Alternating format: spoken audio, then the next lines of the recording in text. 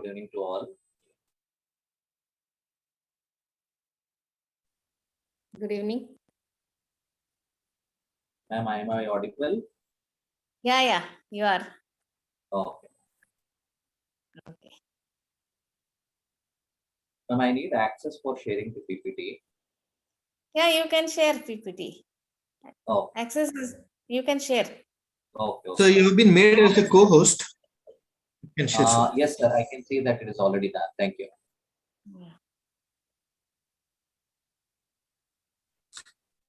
Sir, we'll be going through some of the PPT slides now. Okay. Later, once your session comes, we'll be handing over Sure. to you. Yes, sir.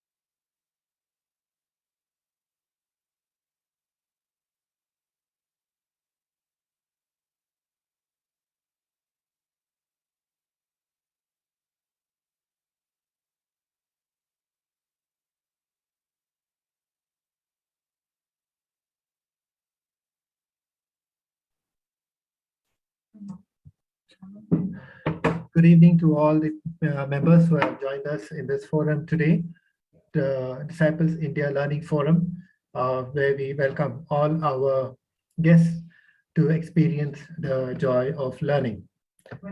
This is okay. Before I go ahead, I want to confirm that I am clear and all of you are able to hear me.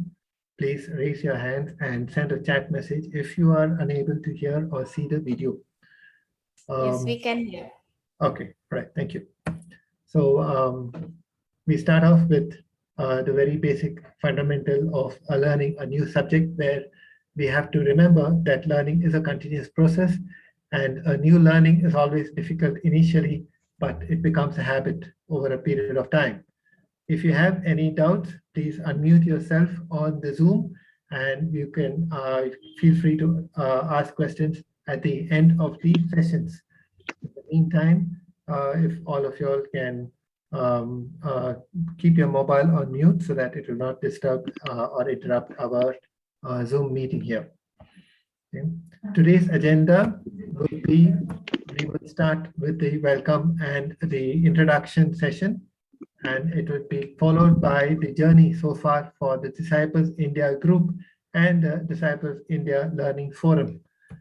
We'll have the guest speakers introduction, and before we start with the formal session for which we have all gathered over here today.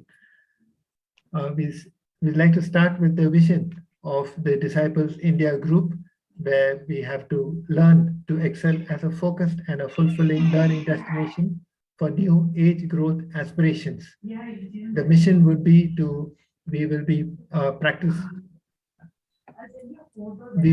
practice-based professional training and consulting platform through novel and relevant process of transformation to individuals and the organizations. We follow a quality policy where Disciples India Group conforms to the quality management system in line with the 9001/2015 and commits to maintain quality in its service delivery through continuous evaluation and regular upgradation of systems, and every member of its team is committed to deliver quality services to create value for its clients. We believe in the core values of honesty, hard work, health, honor, and happiness. We'll go through a short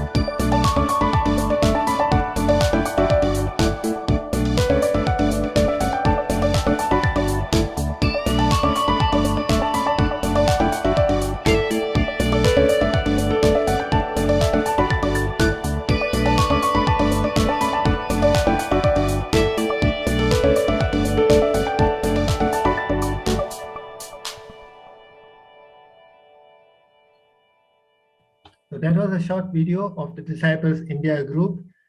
We hope you have enjoyed watching it as much as we have enjoyed making the video, talking about our different products and services. Now go on to the reason why we have all gathered over here today.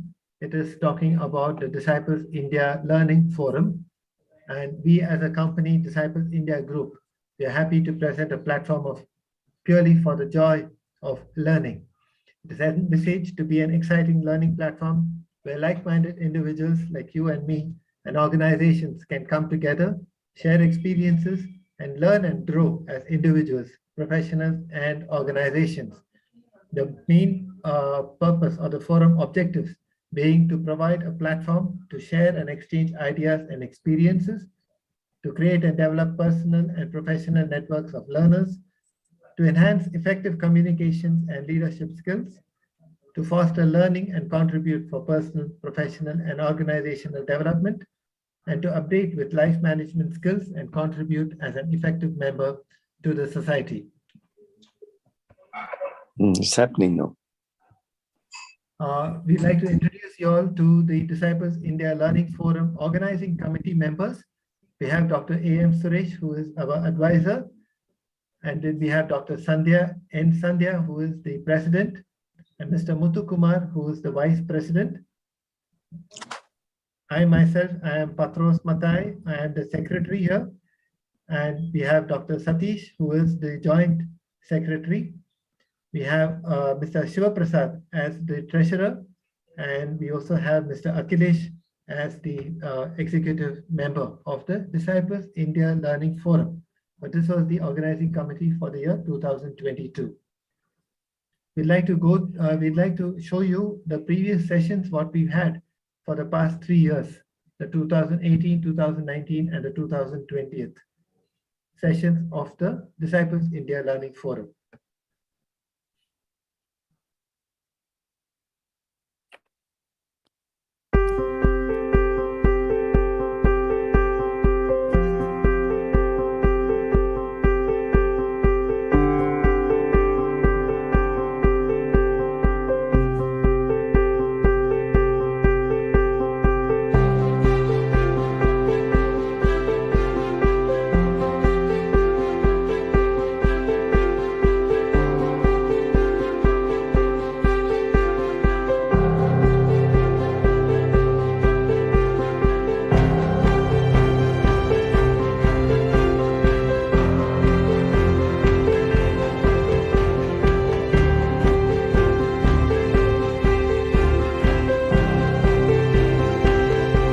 Low battery bantu na.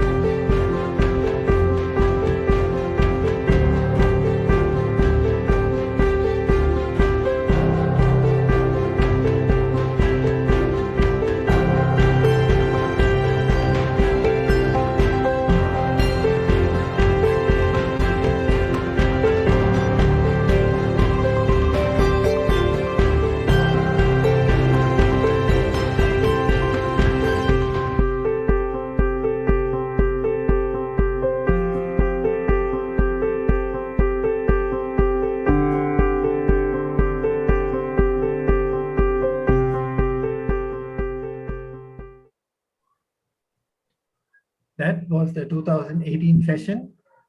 Please have a view on the 2019 sessions that we had.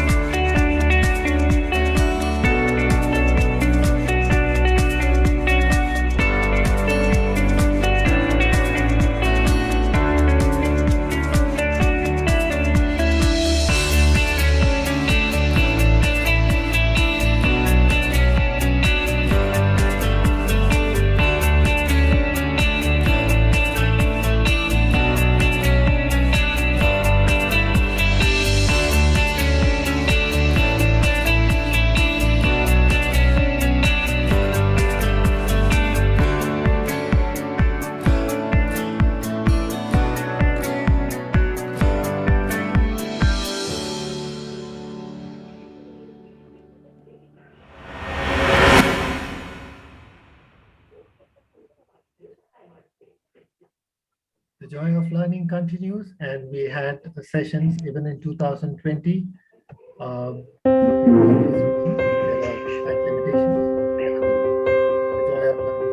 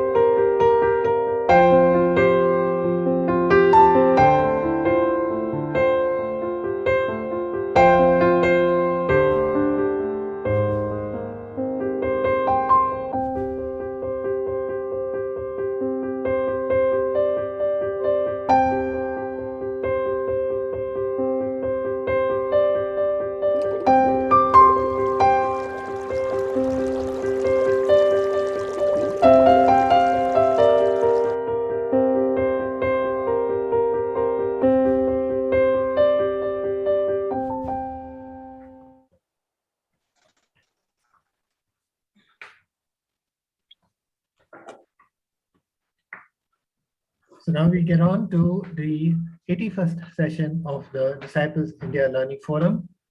And I would like to hand over the stage to our president, Dr. N. Sandhya, who will introduce us to the guest speaker for the day. Dr. Sandhya, please take it forward. Yeah. Good evening, everybody.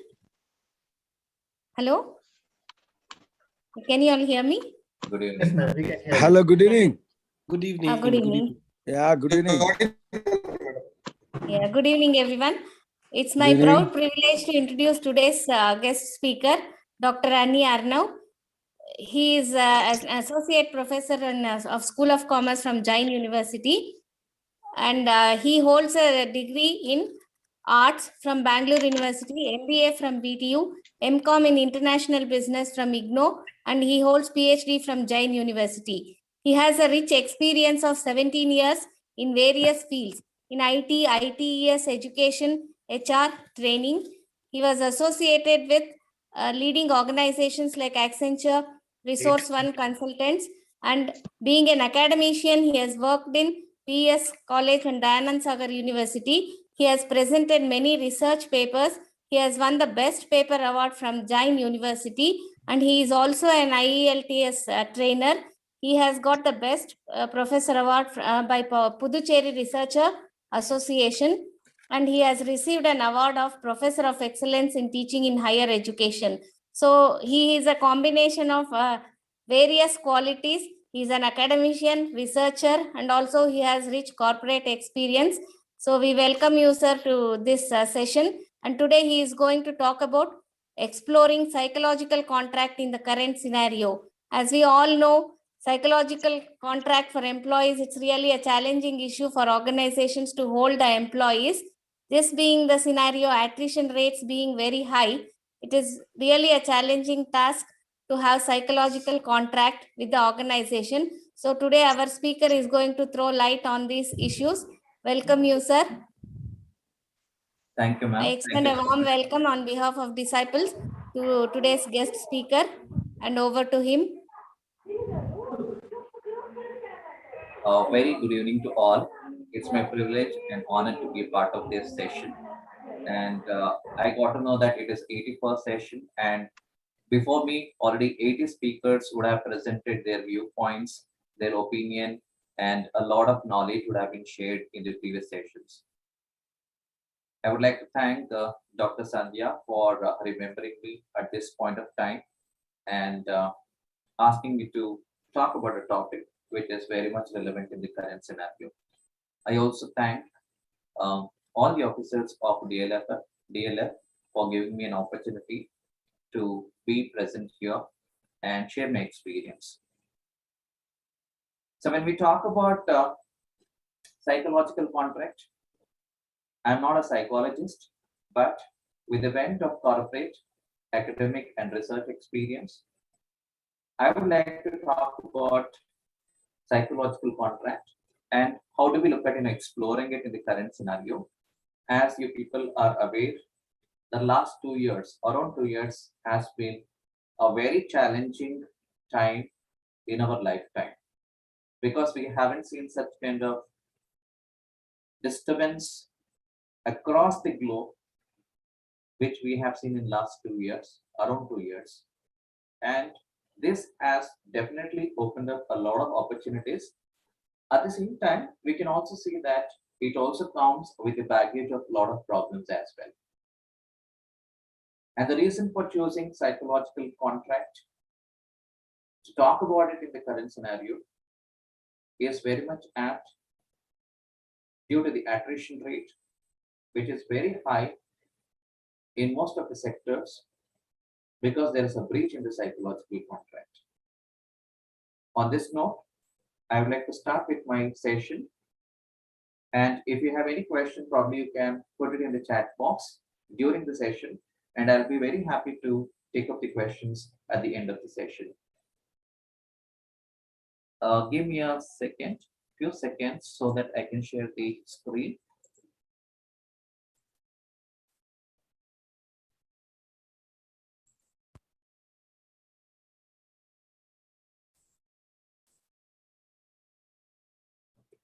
Hope the slide is visible to everyone.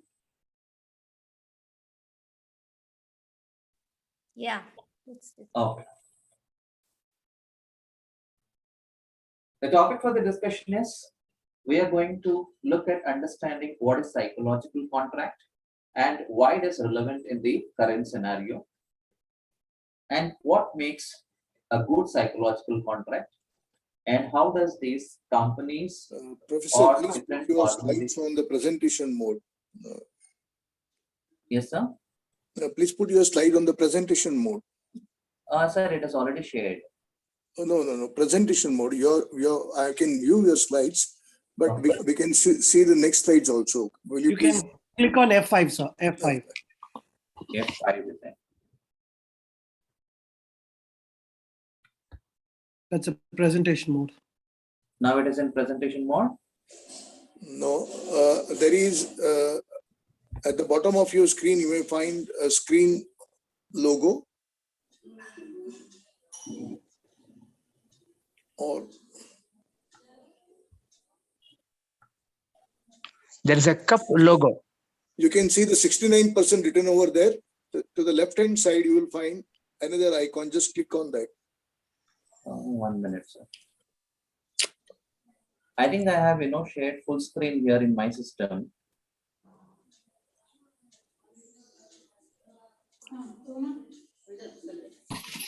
Okay, sir, go ahead. No issues, please. Yeah, but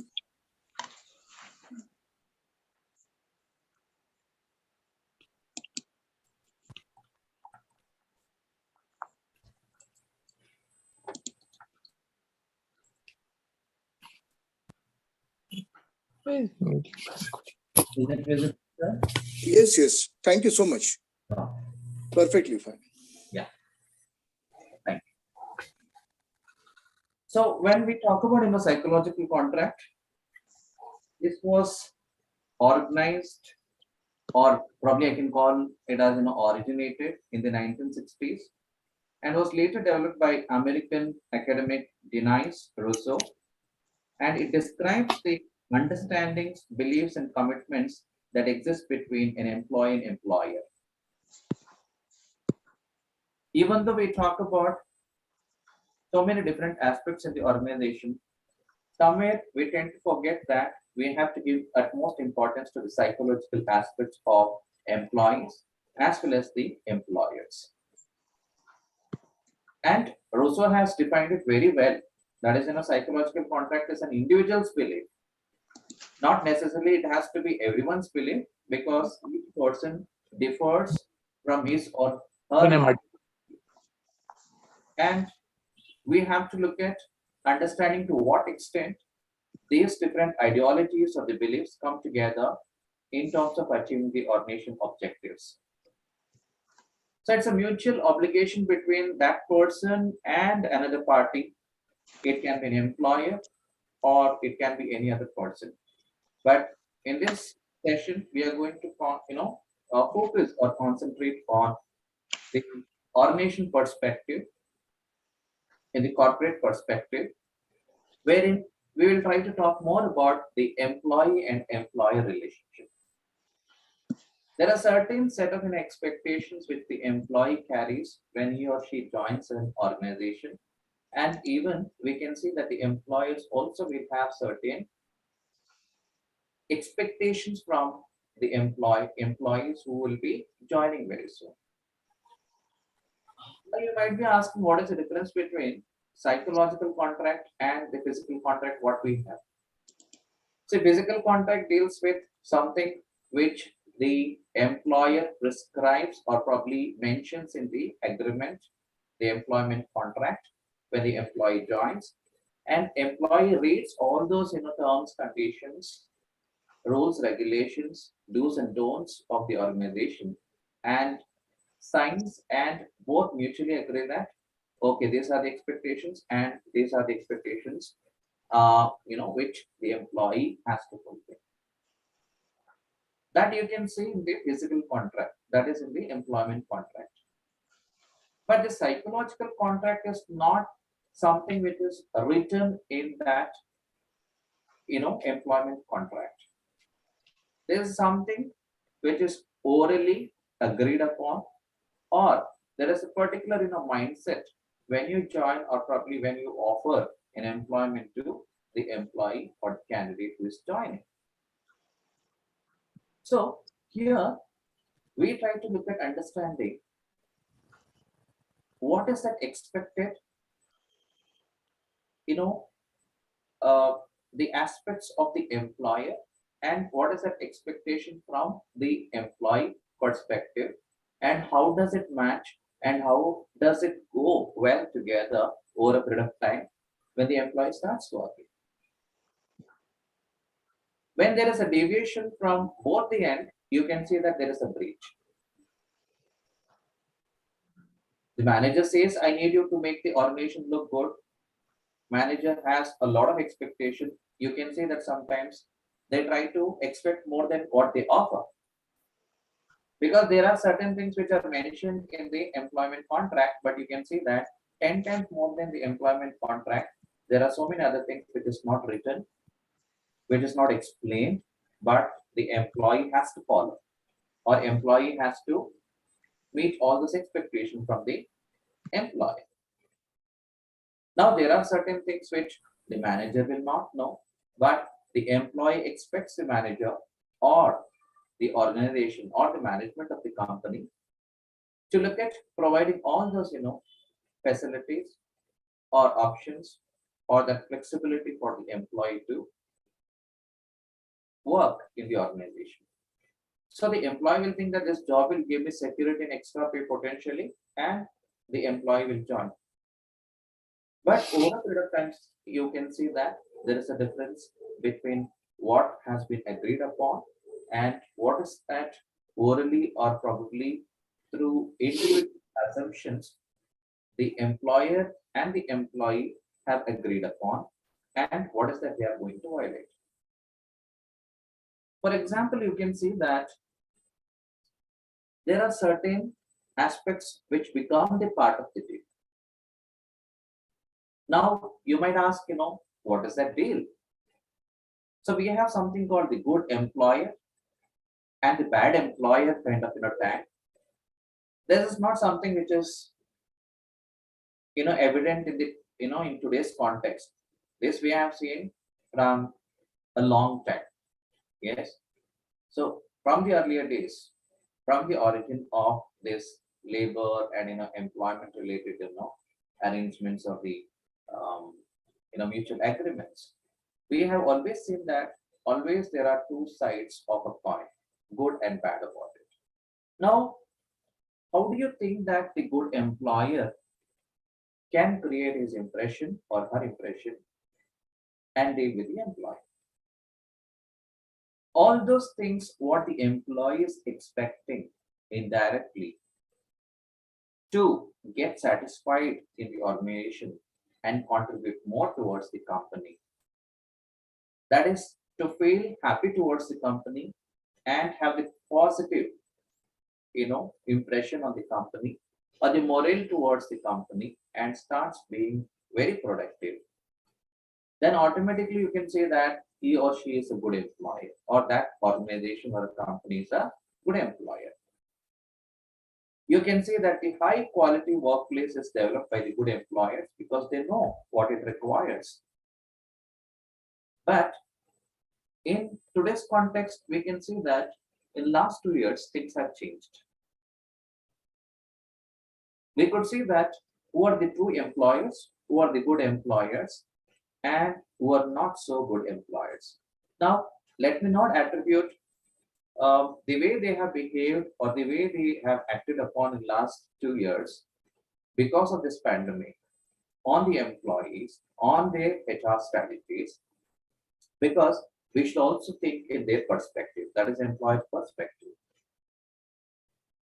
There is no business, there is no income generation, there is no profit. When there is no business, the employers cannot pay salary simply to the employees.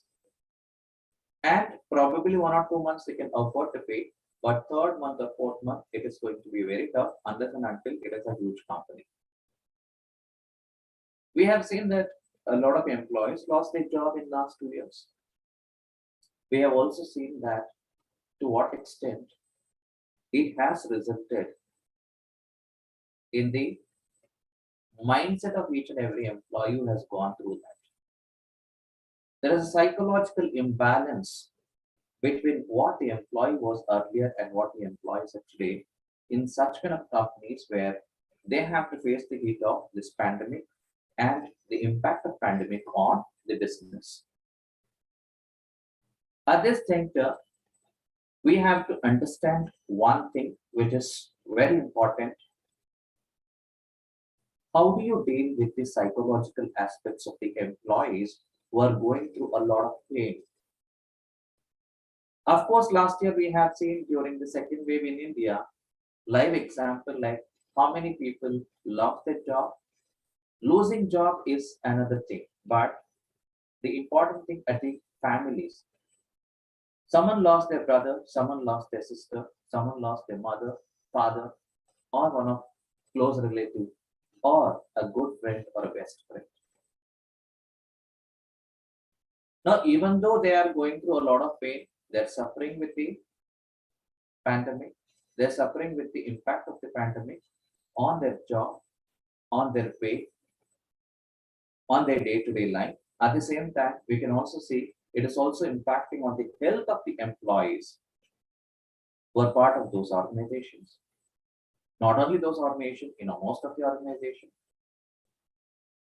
And when there is no support from the employer in this critical situation, how do you think the employee would perform?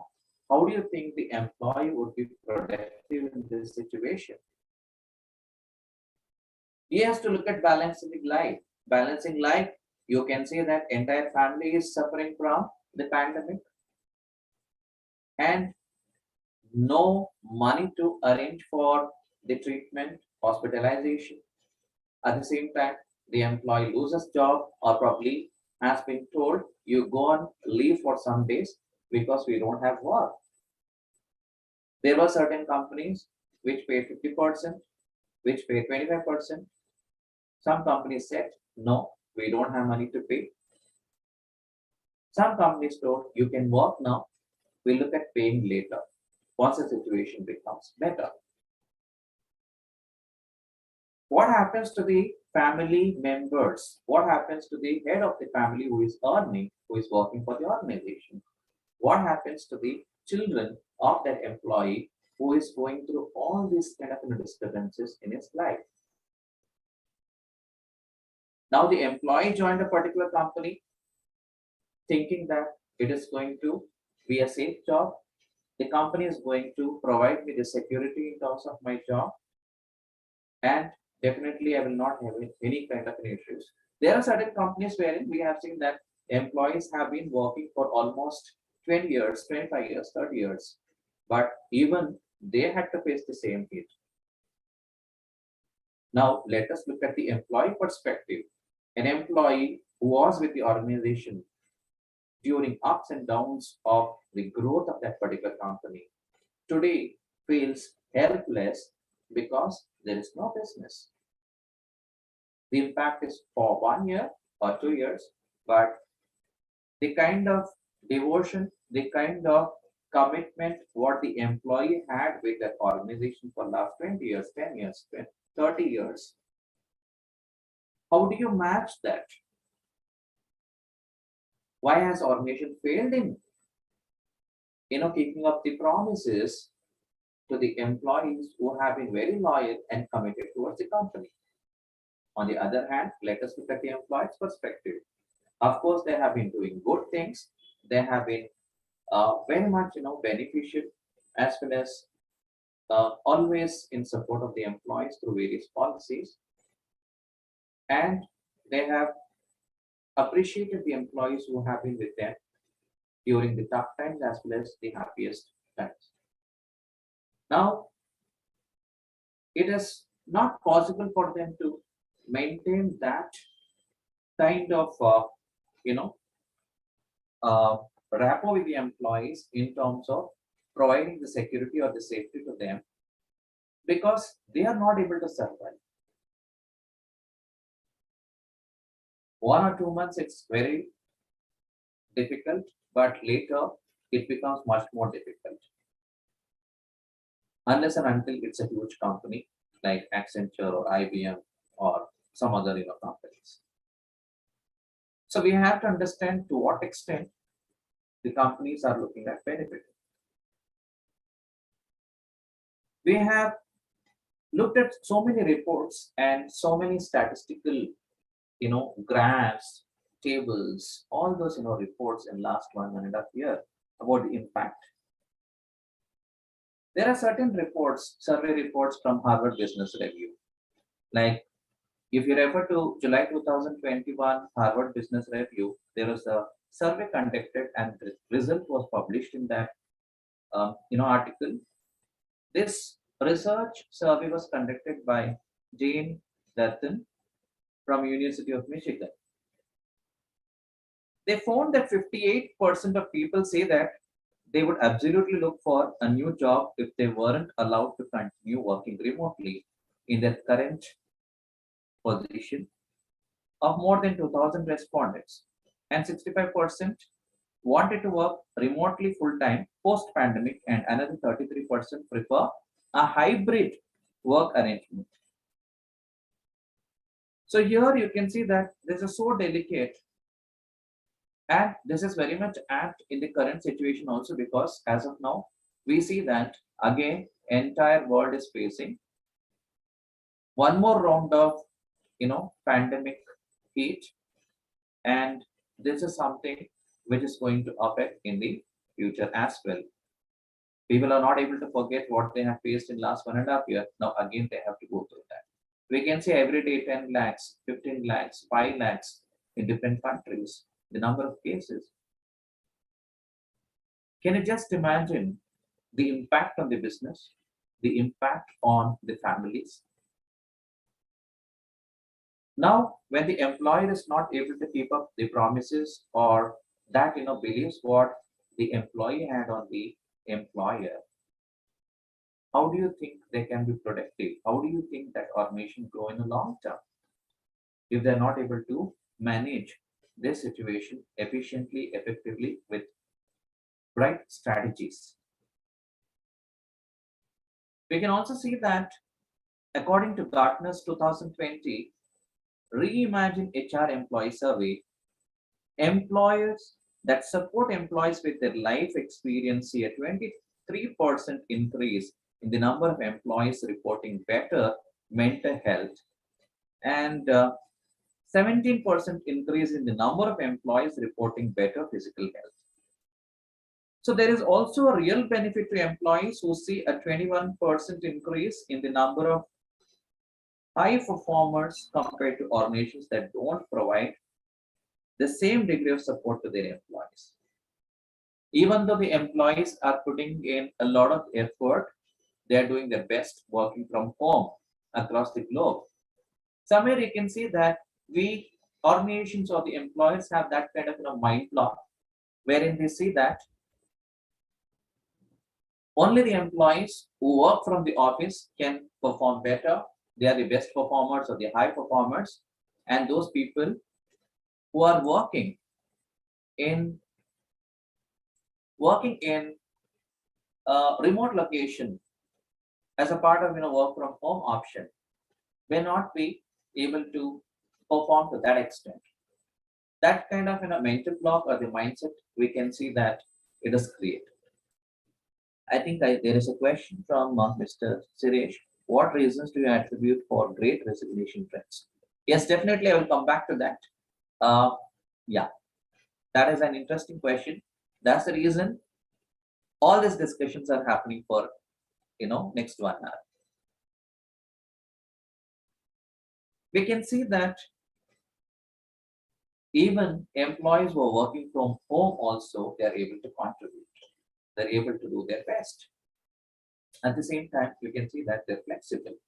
Let us not treat employees who are working from home as criminals or as people who are escaping from full-time work or the people who are enjoying all the luxury at home and working less or concentrating less on the business processes.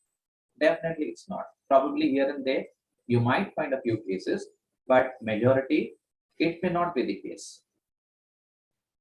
So this particular understanding is very much important for the employers. Now, when we look at the types of psychological contracts, we attribute into 3 different categories. That is relational, transactional, and ideological. When we talk about relational, it's more of social exchange that is in a long term. Now, this is based upon the relationship, what the employer and the employees will be going through, or which will be syncing in terms of coordination and cooperation efforts. These are related to what each and every person exchanges, what you expect and what I give it back, and what you expect and what I'm going to give. That is, there are certain exchanges which is happening because we are social animals, we are part of the society, and we have to think about the long-term sustainability of the relationships in the organization. We talk about transactional contract. This is something which is very interesting for everyone because this deals with more of economic term. This is of a short term. That is, you pay me, I will do these things. I will perform this much, you're going to pay me the bonus. So you try to quantify each and everything in economical term, or you try to give the transactional mode. That is, each and everything is a transaction here. But this is very much focused on the short term. You cannot find these kind of employees surviving or sustaining in a particular organization for a long time. Further, we talk about the ideological contract. When we talk about ideological contract, it's about the principles or the relation and transaction. That's what I was talking. I think I was explaining about it, saying that there are certain employees who have been working for 20 years or 25 years in an organization, and they have never thought about moving out of the organization and exploring different opportunities with the competitors or a different company. Because there are certain ideologies which they like, the principles which they like, and you can see that sometimes you can have the relational and transactional also, which is mixed version, up to some extent with certain employees. Now you have to think what kind of contract you have as an individual with the organization, whether you're dealing with a relational, transactional, or ideological. But when we look at today's context, we can see that this transactional contract is more prevailing than the relational or ideological because of the economic viability, the financial stability of the individual, or the kind of benefits which are associated. And I'm not denying that people are not moving towards relational or ideological. Definitely, yes, there are, but more people are inclined towards the transactional contract. Now let us look at the individual contributions and the organization inducements. Now, what is that as an individual? I have to give it back to the company.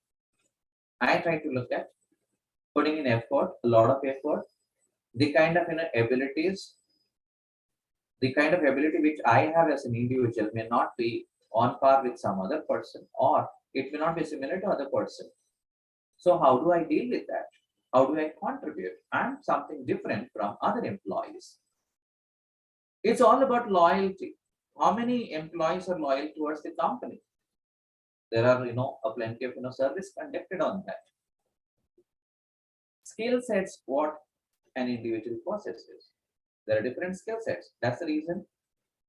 After hiring, sometimes the HR or the managers will look at placing them appropriately in a different role. They see that he or she is not a fit for the position which we hired, and they have to look at arranging some other position or designation for them. This happens. It talks about the time, how much time the employee is dedicating towards fulfilling certain responsibilities. It doesn't mean that the employee is working day and night, but he is only performing like other person who is performing within that stipulated time of work. No, it doesn't mean that you have to stretch and work. How efficient, how skilled, how effective you are within that stipulated time of the work. How do you look at giving back to them? So this is quite important.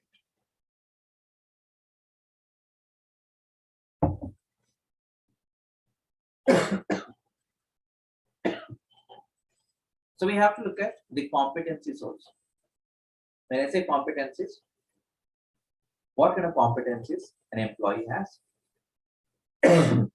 Sorry. Whether he has the personal competencies, whether he has managerial competencies, whether he has technical competencies, what kind of competencies he possesses, to what extent he is effective, to what extent those skills which are relevant to perform the job are available within that employee. This differs from person to person, from individual to individual. Organization inducements can have like pay, the job security, the benefits, the career opportunities, status, promotion, and other opportunities. So the organization can look at relating with the contributions from the individual by the inducements in all the following ways. In this context, I would like to bring in some of the important aspects which happened in 2020 and 2021. We can see that 2021 is the year where employer support for mental health, financial health, and even things that were previously seen as out of bounds, like sleep, that became the table stakes benefits offered to the employees. Previous to this pandemic, many people, especially when we talk about MNCs or IT companies or IT enabled services, we could see that they used to feel that even if I sleep for a day or 2 or 3 days nicely, to my satisfaction, I think I'm the happiest person. Those kind of people were very happy during this, work from home duration or during the pandemic, because they found the kind of bonding they have with their family members, the kind of value system which the family is bound by, and how well an individual is fitting into that family. They started finding out the difference between what was my earlier balance between the family life and the work life, and what is that balance which I'm trying to do now from working from home. We could see that a lot of individuals, a lot of respondents gave a very good report about their bonding with the family, the values. At the same time, they didn't deviate from their work requirements or work assignments. And we have to look at the gender wage gap. That we can see that it has been continuing. Even though women work equally, or I can say that not equally, sometimes they work more, but still there's a mindset in the corporate or in the organizations that the male can perform better than female. There are a lot of reports to speak about it. The CHRO survey of their own employees show that men are more likely to decide to return to their workplace, while women are more likely to continue to work from home. So on the basis of this, people started thinking that means that men can come and work, but women cannot come and work in crucial times. So men are far better. There is a kind of bias. Maybe in some situations it might be true, but not when you look at overall perspective of this particular aspect of it. New regulations are limiting employee monitoring. Earlier, we used to see, before the pandemic, there are a lot of restrictions on the employees. You're not supposed to do that. You're not supposed to do this. You have to follow this. You have to adhere this. You have to follow certain dress code. You have to be on time. Flexibility is a great question mark. A lot of questions, a lot of restrictions. But we could see this has changed over a period of time due to the situation. We can see that companies are no more monitoring like how they were monitoring the employees earlier. We can see that there are plenty of companies which have thought that we don't require physical infrastructure to operate our businesses to that extent like how we were operating before pandemic. We can see that there most of the companies which thought like this have closed the huge physical infrastructure and operating from small offices by giving the option of work from home to the employees. And also, there are a lot of other options of outsourcing the processes. We can also see that there's a flexibility that is shifting from location to time, and employees are looking at renting the talent to fill the skills gap rather than hiring them full time. Even the employees are also feeling that why to work for a particular company? Let me look at working for different companies on a rental basis. Now there arises a question, why is it so critical to look at psychological contract in this current situation?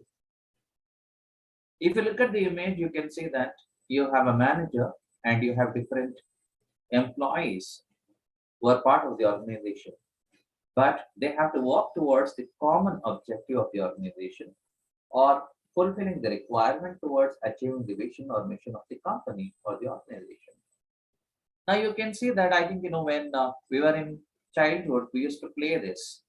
So there used to be a steel ball in that kind of box, and we used to look at putting it in the center of that. or probably in the corner of that particular maze.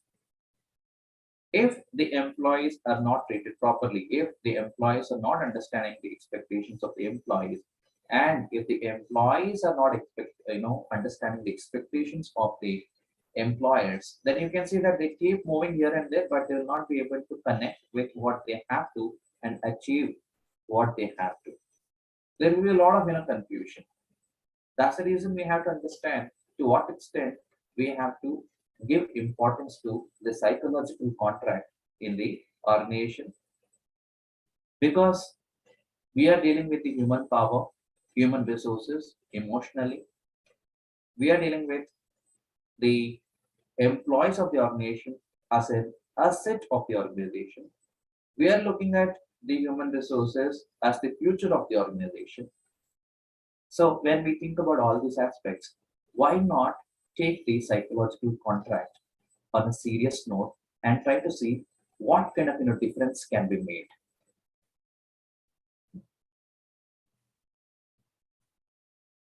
You can look at this framework for applying the psychological contract. That is, we talk about the contextual and background factors, the policy and practice, the psychological contract, the state of the psychological contract, and the outcomes. Now, when we look at the factors, it's about an individual. When we talk about individual, what it can be age, gender, education, level in organization, type of work hours, and the employment contract, the ethnicity or tenure or income of the individual. These are the background factors which can influence.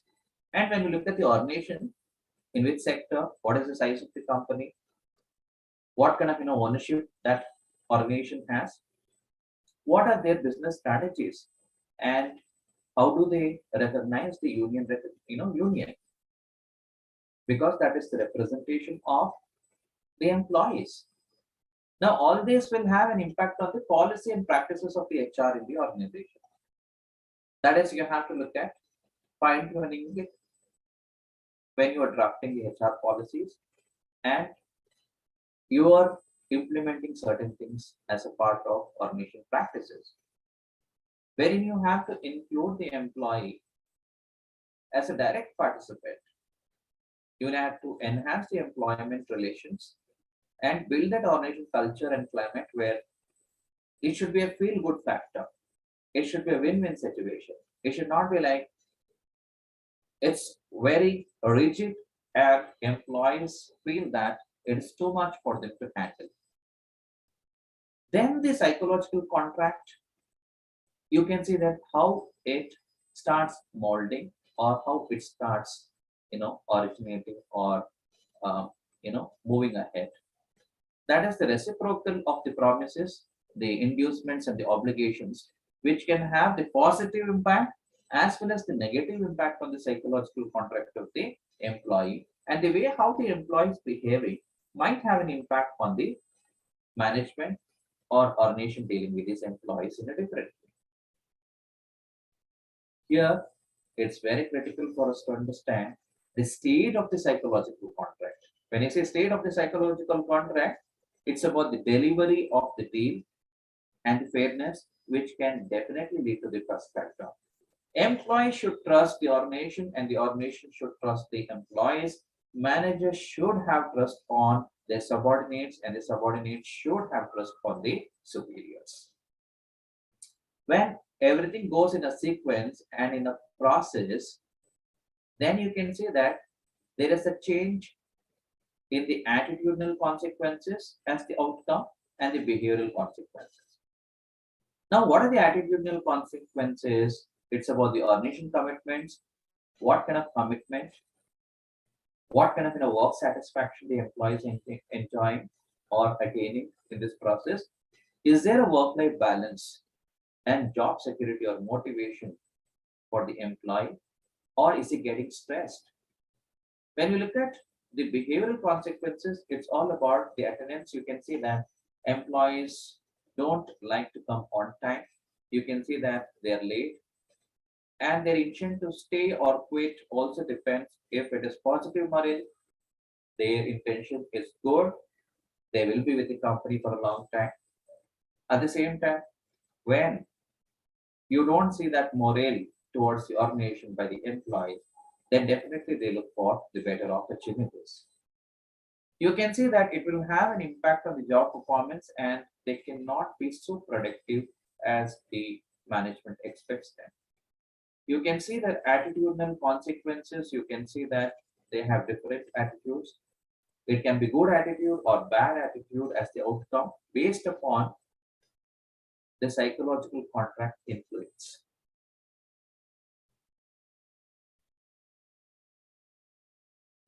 Now let us look at some of the examples of certain companies which have been very good, doing exceptionally good in psychological contract during the last 1.5 year time. We have seen certain companies not taking decision in a hurry, but they have carefully thought about the consequences of the employees' negative mindset towards the company.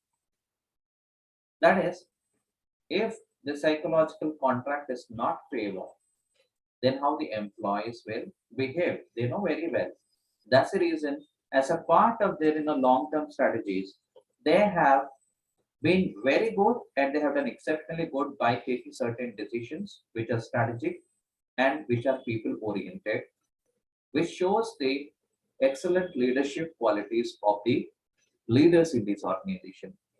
For example, you can see Microsoft gave almost 1.12 lakh as bonus to their employees. Almost around 1,75,000 plus employees worldwide were given this COVID pandemic bonus.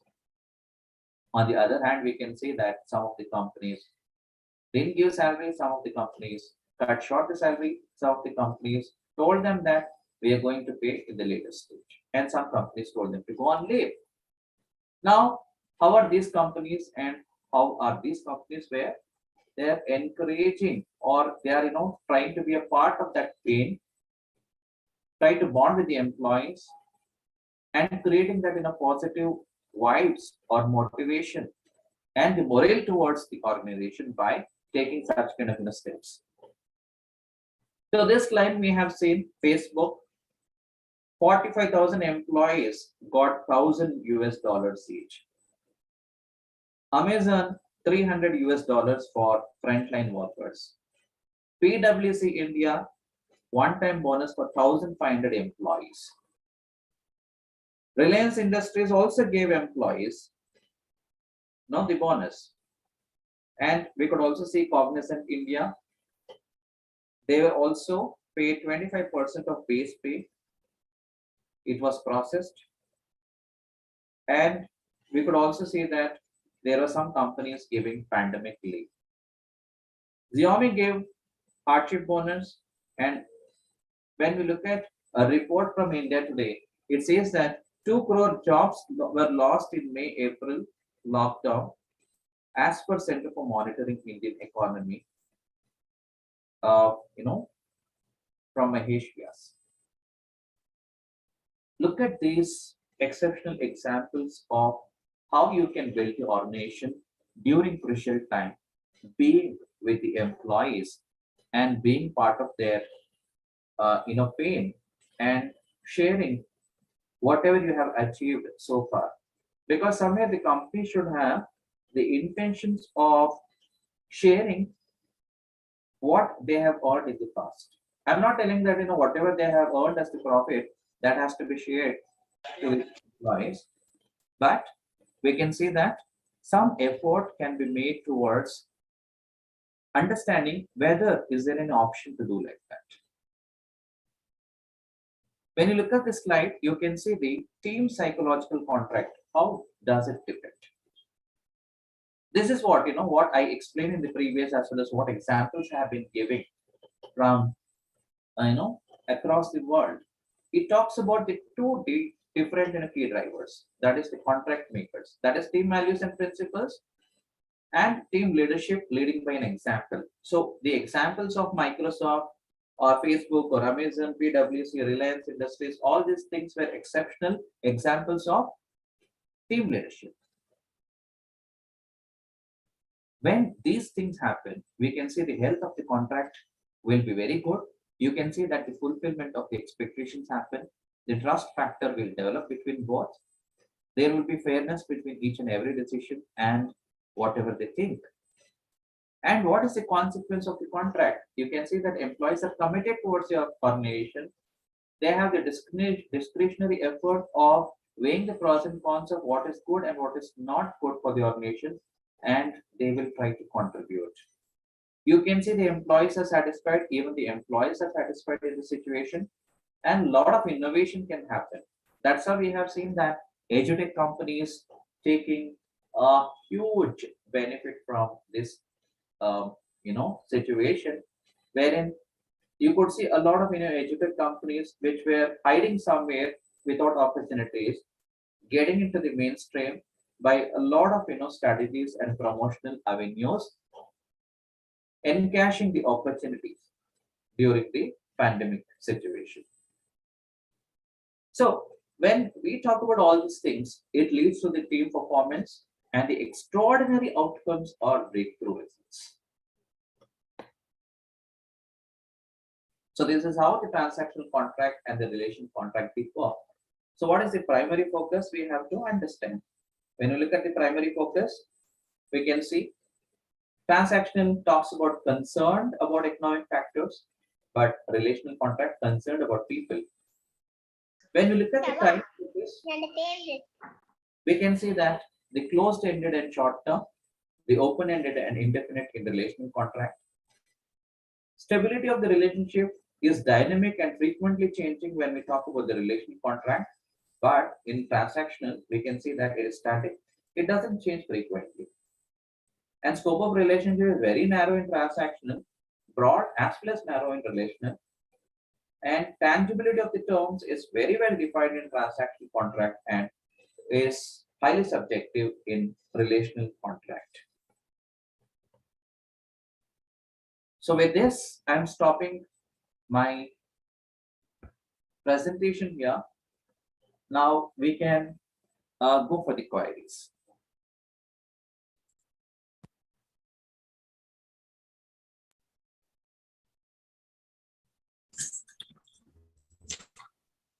Thank you, Dr. Thank you, sir. Wonderful exchange of thought process. So, the India now has become a global employee and employer. Right? There are different time zones. Can you hear me? Because Yes, I can you hear look to be frozen on the screen. No. I'm able to hear you. Different time zones and this psychological contract, becomes a challenge. So, in this context, what an employer should take a measure, because it will have effect on physiological and psychological effect also will be there on the employees. For example, I will give you the simple example of a call center, right? Or the business consultants, because share markets are open 24 hours. So for them, it is 24/7, and their decisions are very important, especially business consultants, acquisition, mergers, and all those things. So when you are hiring them for services, or you are employing them, what kind of psychological contract you're looking for it, and how from employee, I should say that experience to employee delight, how this particular step will get evolved. Okay, great, sir. I think that was a detailed question. Thank you so much. You made my job easier, because your question itself gives a lot of answers for me to speak about. Definitely, yes, sir. It is a challenging and very tough decision for the people who work in different shifts. Because when we talk about the global business, we are working in different timelines, time duration, time period. We can see that sometimes the employees are graveyard shift, sometimes you can see that they are in night shift, sometimes early morning, sometimes afternoon. And employees will have a lot of a problem with their health related issues. Now, when we talk about these things, somewhere the companies are looking at hiring the employees who are very much flexible in order to meet the requirements of the business requirement or the process requirement. At the same time, there are a lot of benefits associated with that, because you can see that the employees are given the night shift allowance or certain special allowances for the kind of effort they are showing, because the time period is something different. Apart from that, we can also see that they're also recognized on different platforms, and they're also given a lot of flexibilities in terms of taking off, as well as they also get a lot of different benefits associated with relief related things, like all the activities related to going to farm, going to movies, or probably going to resort and relaxing. Holidays, they are given free holidays. You can also see that the LTA is paid to them. There are many ways how the companies are trying to cover up that particular gap in terms of making the employees feel comfortable with such kind of positions. And one thing you have to observe here is these companies are very careful in terms of hiring the employees, because they won't hire little senior employees. You can see that the employees who are hired for working on these processes are all youngsters.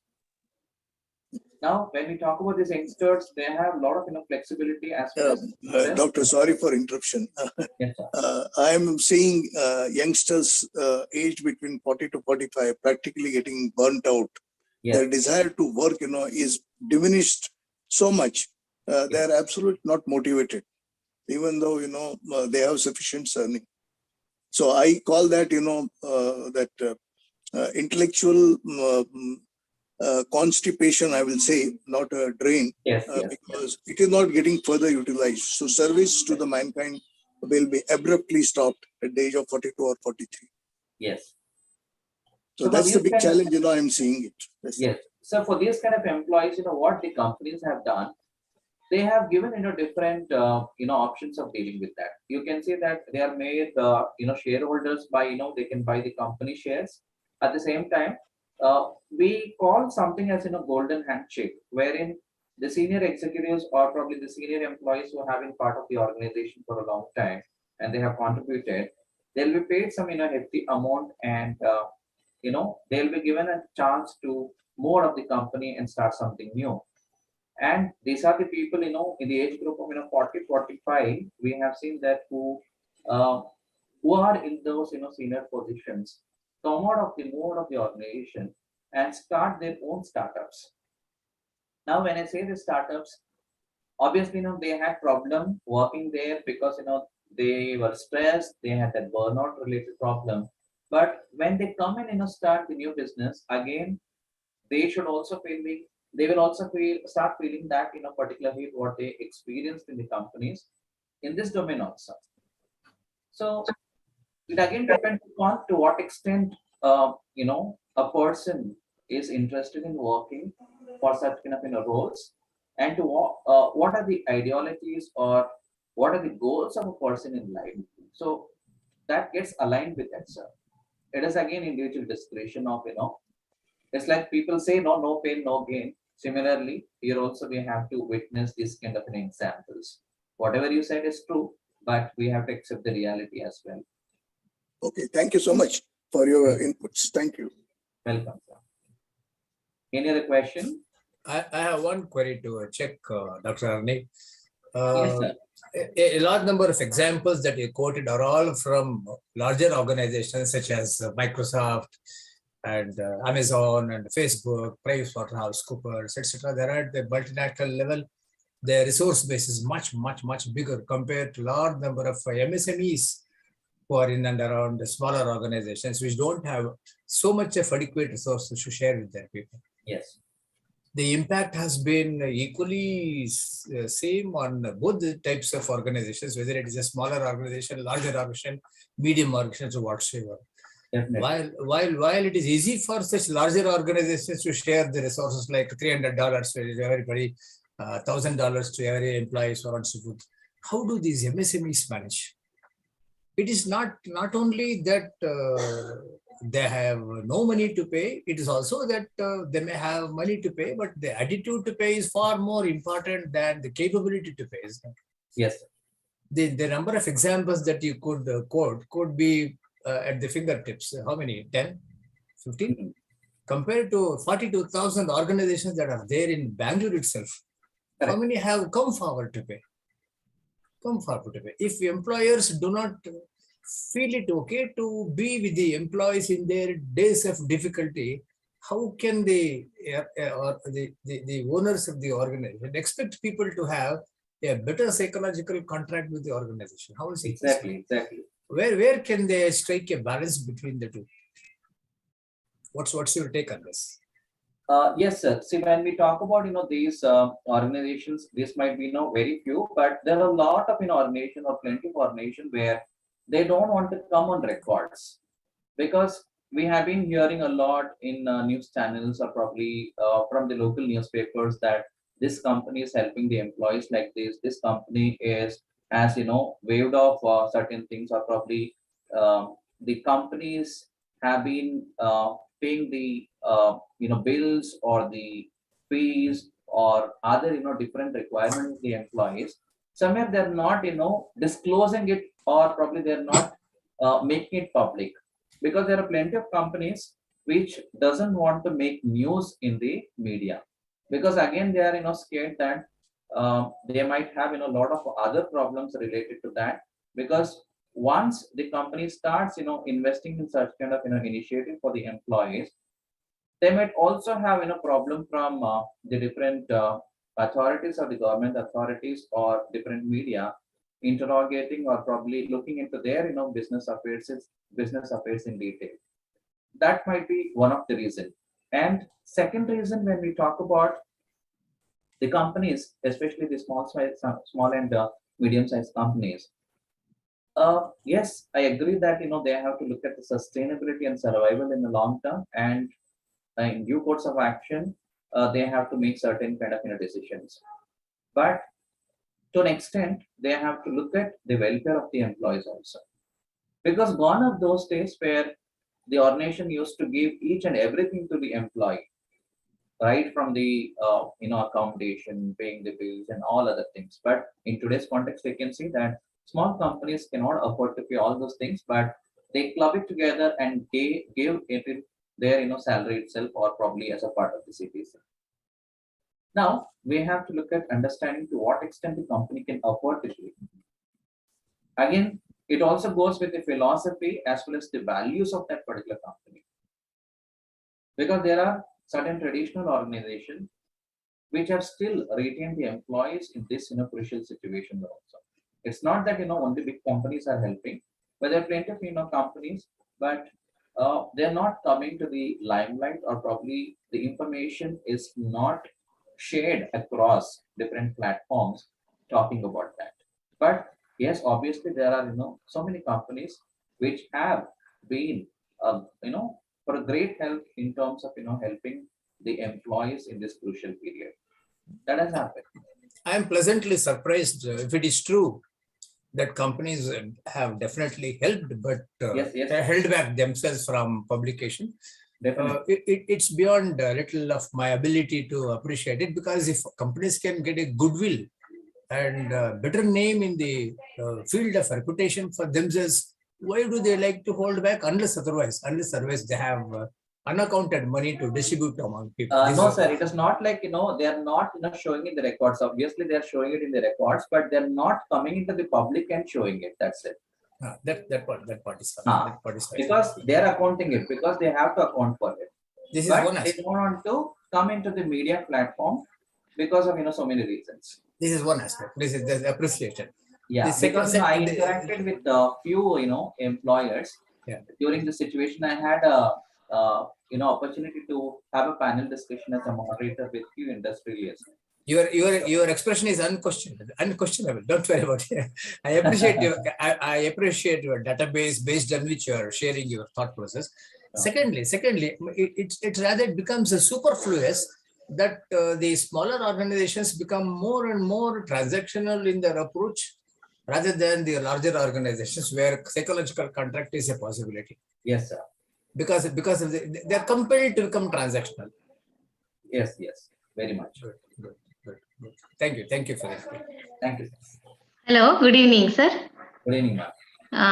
What about educational institutions, psychological contract scenario? How do they? There, Dr. Sandhya Dr. Sandhya, right on the dot.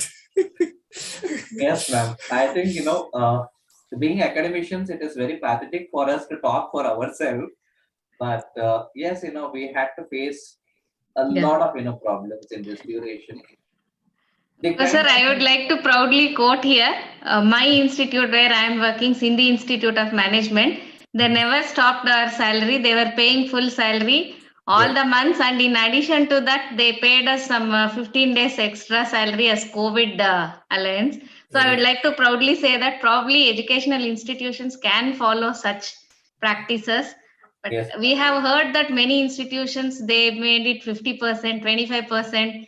And many employees were terminated. So how can we extend this psychological contract principle to educational institutions? We have probably senior persons like Dr. Krishna here. So how do we take it to them, sir? There are two ways of looking at it, Madam and Dr. Arni. One is unlike commercial organizations where the revenue stream is continuous for all the 12 months. In an educational institution, it is only once. The fees payable by the students is once and for all for 1 year. And it is the wisdom of the management as to how they can manage for the remaining 12 months when there is no regular revenue stream in this. This is one. Secondly, the establishment expenditure of each organization varies.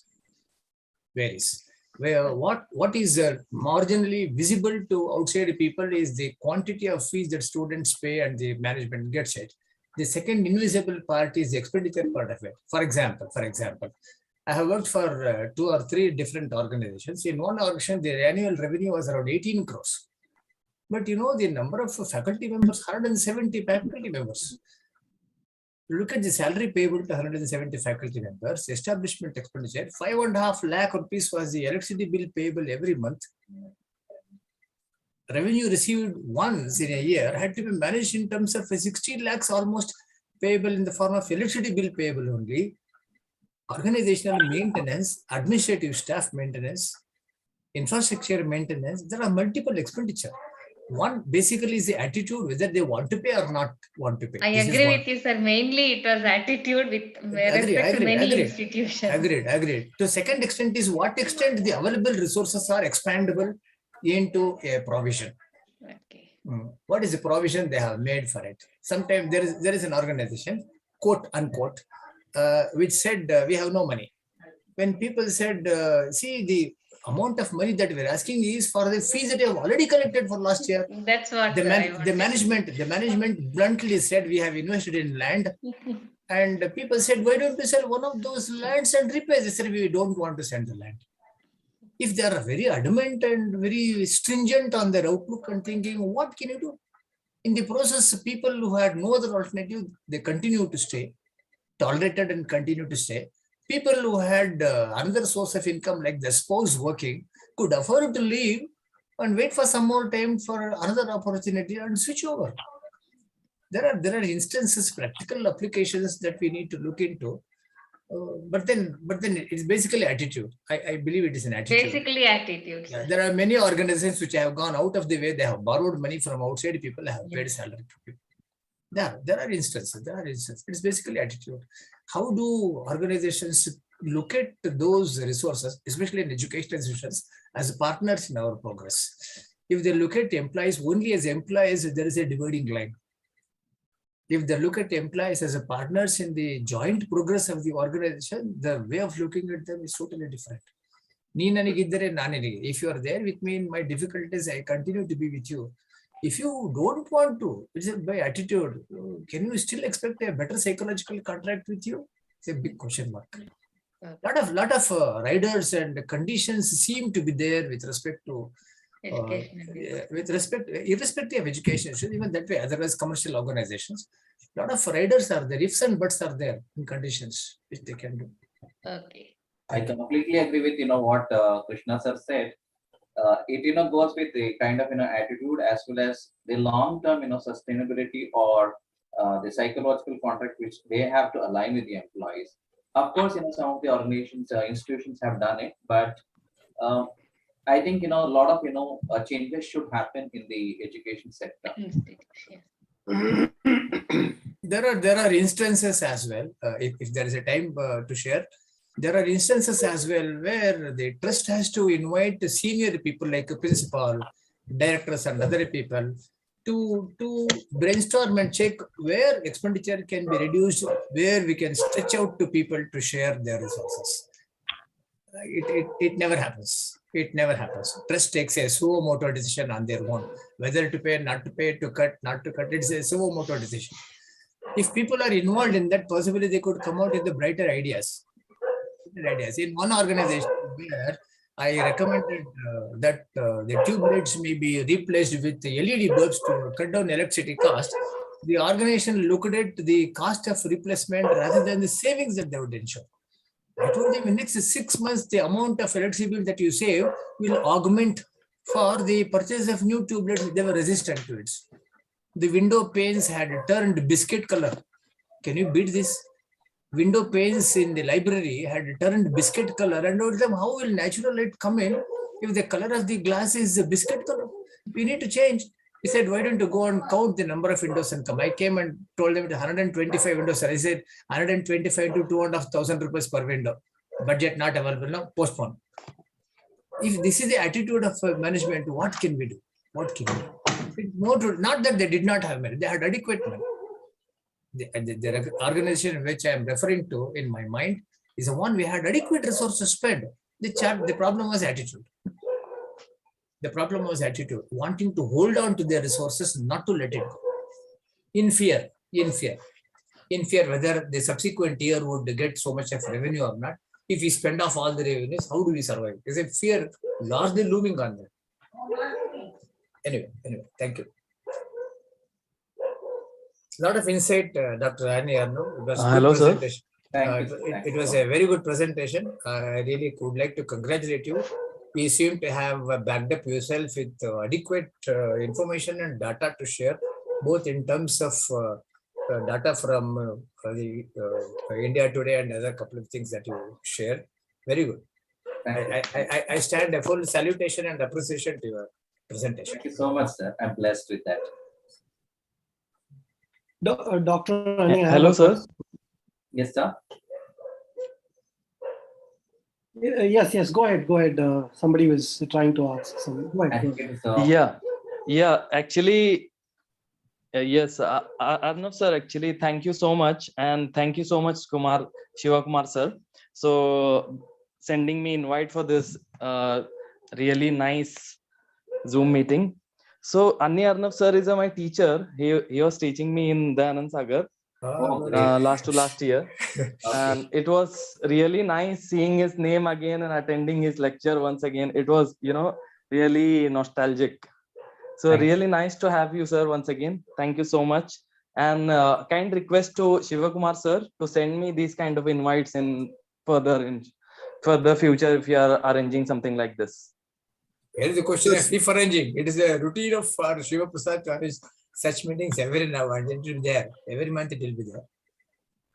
Mr. Abdul, do you have my number? Thank you, sir. Thank you. Mr. Yes, Abdul, do you have my number? Hello? Yes, I have it. I got invite from your WhatsApp number. Okay, great. I'll be sending you further, sir. Thank you. Thank you, sir. Doctor, we have one more question over here. What are the behavioral changes that will impact productivity in this post-pandemic scenario? What are the behavioral changes? Okay. See, when we look at the post-pandemic, I cannot say post-pandemic because it is still pandemic. Because looking at the current situation, it is becoming never-ending. We have part 1, part 2, part 3, like movie releases now in Bollywood, Hollywood, like that it has been releasing. So we have to tell that post 1, first wave, post 2nd wave, post 3rd wave, like that we have to talk about it. Yes, definitely there are a lot of behavioral changes. You can see that employees are very angry towards the employers. That is the first thing, because they have not paid their salaries. They have deducted a lot of money which they haven't paid. Second thing, when the kind of support, moral support, financial support, and other kind of supports were supposed to be expected by the employers, it didn't happen towards the employees. So somewhere they don't have that complete positivity towards the organization. When a person is not happy completely with the employer, you cannot expect the kind of a level of productivity or level of satisfaction contributing to the productivity. That hampers. Next thing is about innovation, because they might start feeling that why I have to be creative, why I have to look at putting a lot of effort in innovation. When the innovation, the creativity of the employee is not showcased in the organization, you can see that it it doesn't move further. It becomes like static, and you can see that there is no change in the organization. This change is required in this competitive world, because post pandemic or after this different waves, we have seen that different companies have made certain changes in their strategies, their plans, their policies to compete with the competitors. In this scenario, if the company is not adhering to all these things, and if they are not incorporating all these changes, definitely it is going to hamper the growth of the organization. When the employee is not productive, obviously it will have an impact on the overall organization effectiveness. So this effectiveness is somewhere diminishing over a period of time. When this diminishes, obviously it will hamper. And you can also see that employees will be little disturbed. You can see that they will not be happy. And you can also see that they're stressed out. They get depression sometimes. We have seen that a lot of employees have committed suicide in this duration in last 1.5 years. And we have also seen that they have written that my employer is the reason for my decision. Or they have written that since I lost the job, I couldn't pay the bills, I couldn't manage my family, I am committing suicide. So you can see that people are getting frustrated, they are getting stressed, they are getting depressed, and the last stage they are committing suicide. So we can see that the violence and crime increases from that. ಎಂತದ್ದು ಆಯ್ತು ಇದು ಸಮಾಧಾನ ಕೊಡ್ಕೊಂಡು ಇದೀಗ ಕಿತ್ತಾಪ್ There are many. There are many reasons. Cut ಮಾಡ್ಕಿತ್ತು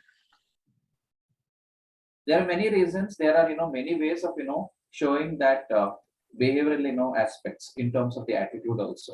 Why I have to do certain things. Okay. My question, Mr. Dr. Ani, is that I also run a company called HR Labs, which is into HR consulting firm. I work with a lot of startups. I see all my startups are whoever the clients that I'm consulting, all are really, really good. They pay this, COVID allowances, and they give them the benefit of this, 7 days quarantine time. They pay for that, and all that, they take care of them really well. In fact, no deductions, bonus is paid. So though they don't have so much bandwidth to pay, but still they made an efforts to pay them. But some of the reasons, senior most people, reasons what they gave to quit the organization is that they are worried to come to office. They wanted to work from home. Unfortunately, that organization cannot allow the employees to work from home. That is really, really challenging, because they have to meet the volunteers, they'll have to test them, they'll have to do the data analysis, then send it to a client. All this is a challenge that happens. In such scenario, how do you seek the employee contract? This is really challenging. They pay really, really well, more in the market, in fact, more than the market standards. This is not one client. This is multiple clients. I'm seeing this as a habit in today's scenario. I majorly see that because this is because of the ecosystem, social ecosystem. They say market is back with the boom, good salary. I change, I get 30% hike. Now, good salaries. I see a lot of other reasons. I see a attitudinal change. While I agree with a lot of your points that, people said that, yes, there is a contract, people stay there and things like that. I see the other group, which is existing still. that they, irrespective of how much ever you take care of them, how much ever you value them, respect them, still they have their own decisions based on their economical conditions and the ecosystem that they are in, and the social media influence and all that. So how do you think you can address this as a problem, because there's a crowd existing there like this as well? Definitely, definitely. So whatever you raised is, it is a valid point, sir. When we look at the market, we call them as job hoppers. Whatever the facility, whatever the benefits, whatever the privileges you give, whatever the support you extend, but still they try to hop from one company to other company. That was earlier, people used to limit it to only IT sector or ITS sector. But in today's context, we can see that it has become a common trend in many sectors now, except manufacturing sector. When we look at the service sector or the IT sector or IT enabled sector, not only that, even the institutions also, for that matter, education sector also is facing the same problem. One thing what we have to understand here is you cannot force an employee to stay back in a company. Because when you force an employee to stay back in a company, is not staying in that organization with his will. He doesn't have any kind of intention to stay, because my manager is telling me to stay, my manager is requesting me to stay. Somehow I am just trying to manage. Why do Regimented stay. Yes, sir.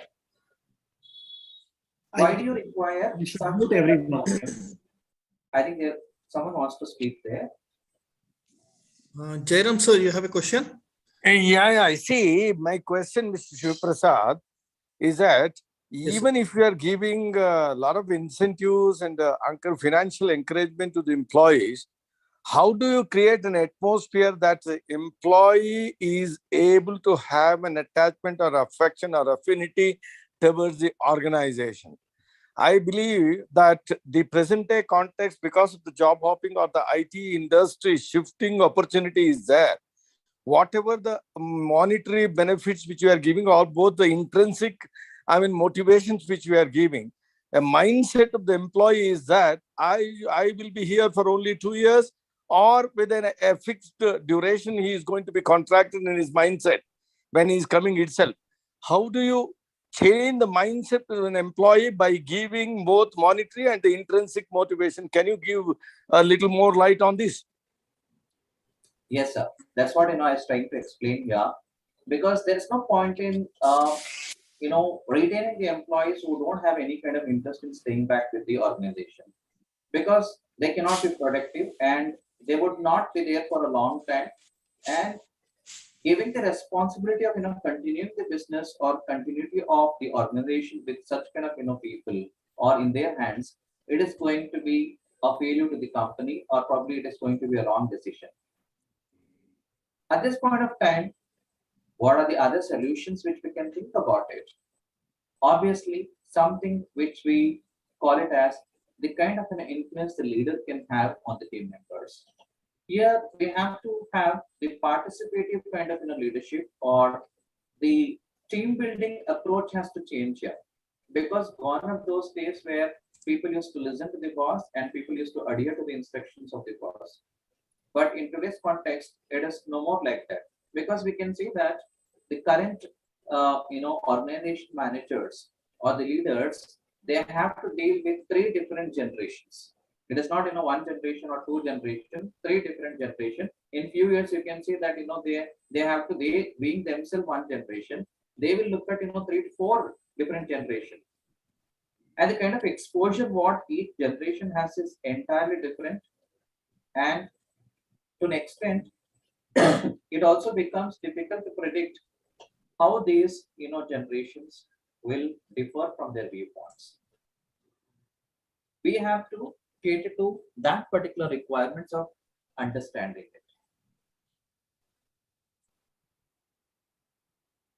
it. And second thing, what I can say here is there are a lot of interventions which the organizations can bring in for the organization development. And these interventions can happen based upon the flexibility and the feasibility of the organization or the management. Because when I talk about interventions, it may not be possible for all the companies to bring in all kind of changes of the development. Now you have to bring in that culture which is required in order to manage this kind of fluctuating workforce, or to enhance that particular aspects of retaining the employees with a long-term strategy. So we have to try to balance with all these things. A lot of new initiatives should be taken up. A lot of changes in the policies of the HR needs to be revisited, because the policies have to be on par with the competitors and above the competitors. And let us try to see how different organizations, let us not look at only the bigger organizations in terms of retaining the employees. Let us look at the examples which are set by the smaller organizations. That's the reason we have to go with a lot of case study approach to deal with these kind of situation, because for all the companies, the solution may not be a similar solution, because each company differs, the sector differs, and from their products or commodities or the goods or the services, what each company or organization is offering. As per that, they have to look into having a deliberate discussion on certain case studies similar to this from different sectors or different countries or different regions of the same country.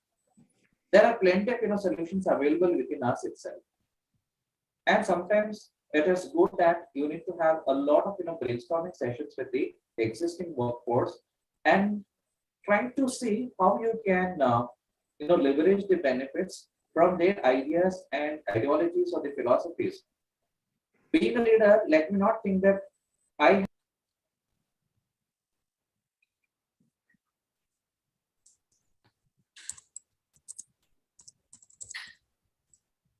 Internet issue, I guess. Yes, I think we missed it. Yeah. 1 minute, sir. I think there is a network drop. 1 Sure. minute.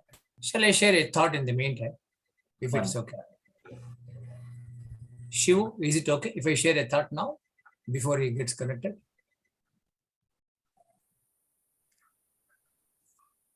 Yes, sir.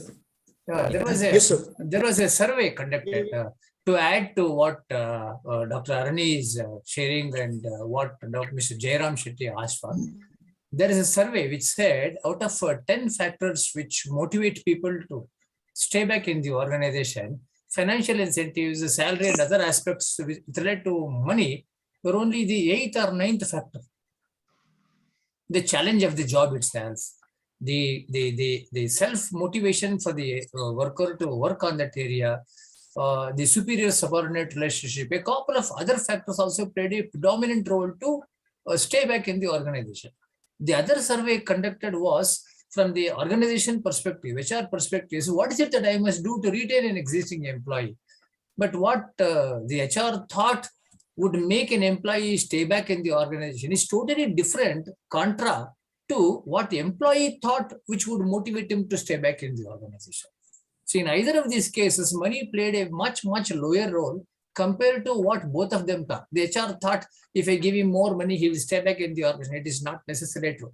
That's why people always say, I don't work for money alone. I also work for money. I don't work for money alone. I also work for money. Money becomes one of the criteria for staying back in the organization. If management tends to think that if I give him more money, double the money, triple the money, incentive, bonus, call, whatever name you want, by more money, a man will stay back. It may not be true. It may not be true.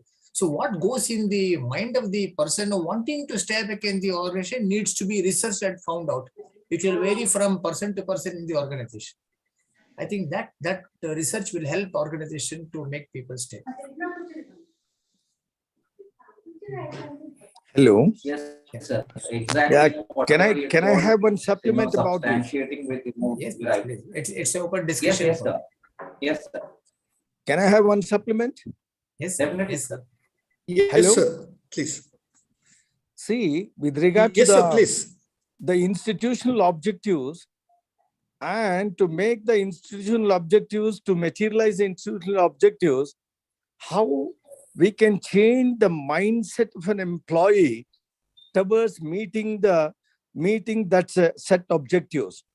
Otherwise, what happens, since my 39 years of experience in the education industry, which speaks that nearly 30 years back, I'm talking about, this sort of problem was very less. We are committed to an organization and we are going to accept the principles and objectives of the organization.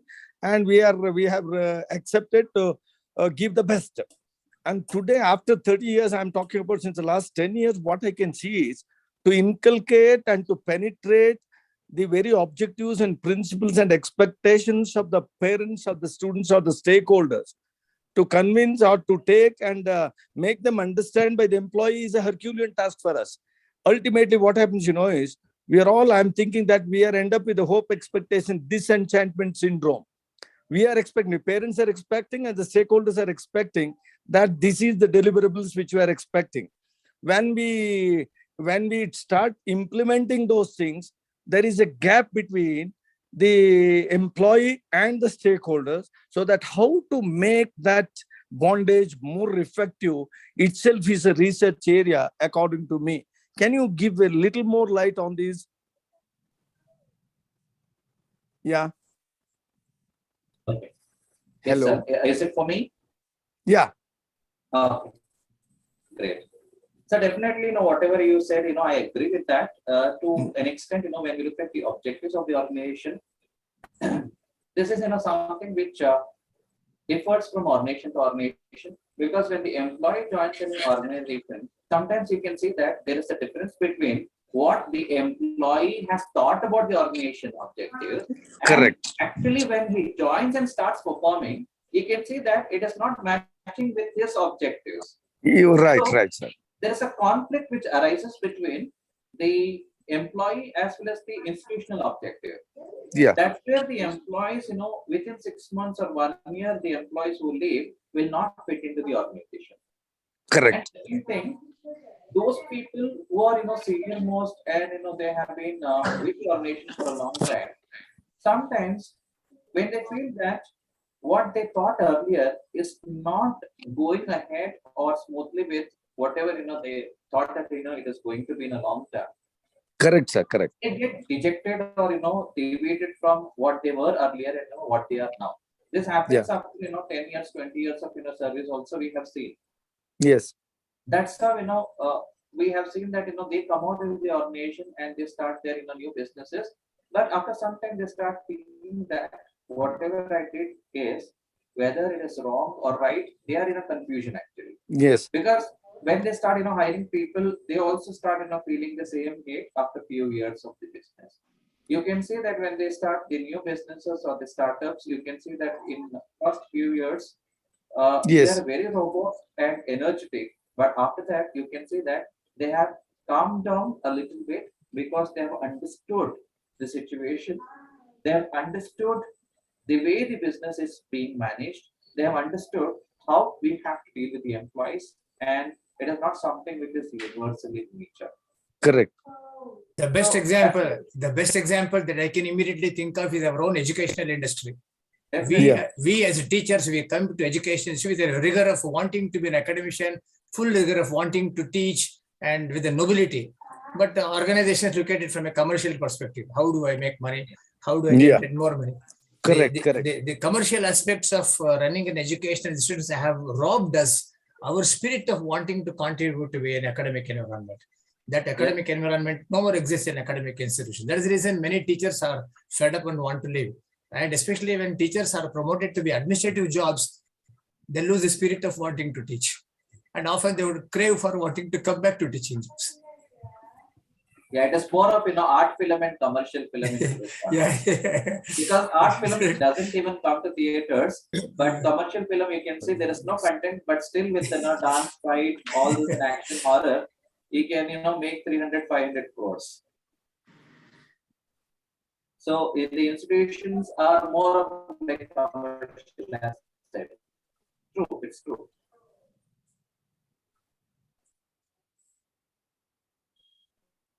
Yes, I think we're done, or is there any question? It was a great discussion session. Lot of thoughts, lot of inputs, lot of sharing. I am enriched. Thank you. Thank you. Thank you. Thank you so much. Thank you.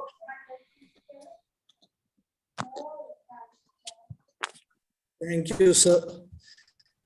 Any other questions? Shall we go for a word of thanks then? Okay. We have some feedback, sir. One is from Shirish Pingle, sir. Thank you, Dr. Aniyar and Dil for a wonderful session. And from Dr. Krishna, excellent presentation, excellent deliberation. Is the record available for the replay later? Yes, sir, it is available. I'll be sending you the link. It's in our YouTube. Thank you. Thanks for sharing the opportunity. That was from Dr. Krishna, sir. Another good evening. Thanks a lot for the session. A great beginning for 2022. Thank you, sir. So that was the feedback from our participants. And now coming to the word of overwhelmed with the feedback, Thank whatever you, I have got. Dr. Aniyar, for your time. That was a wonderful session, actually. Yes.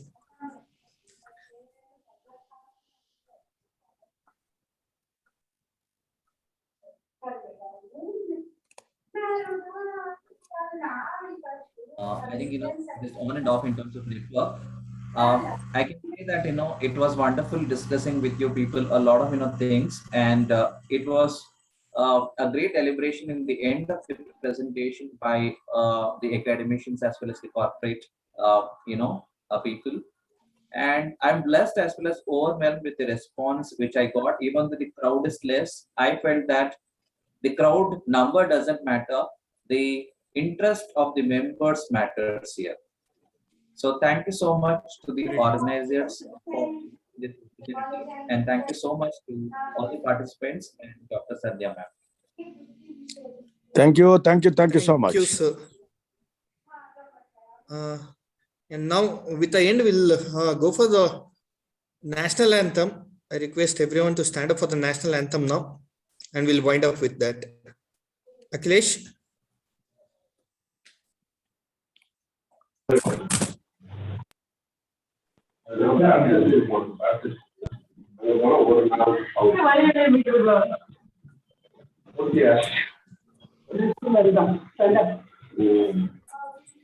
Shall I start? Yes.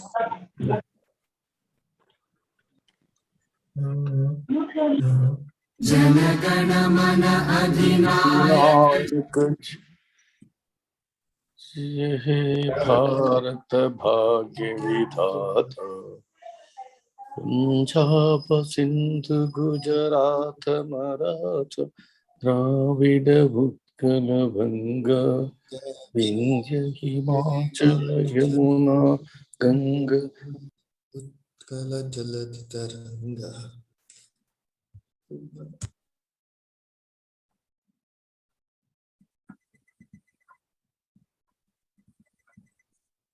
Akhilesh, it's not coming.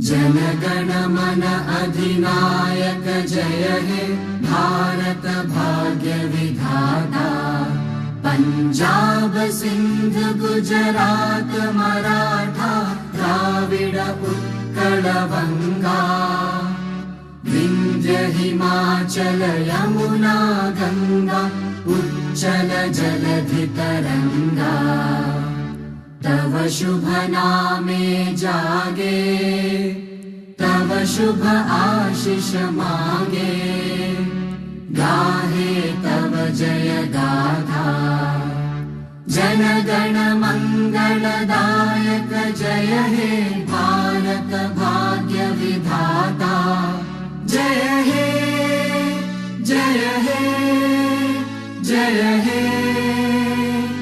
जय जय जय जय हे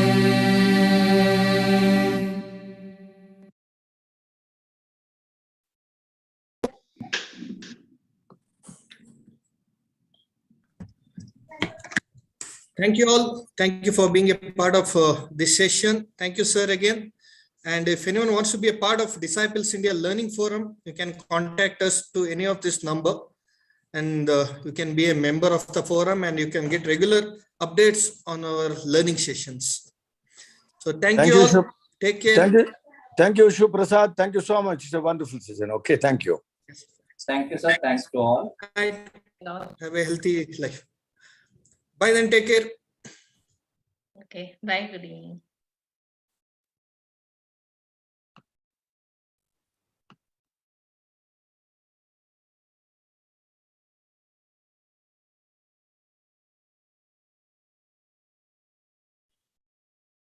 Shiv Prasad sir, can we leave the meeting? Yes, madam. Okay, thank you. You have organized it very well. Thank you. Thank you, madam. Madam, another 10 minutes. Okay, I'll just log out.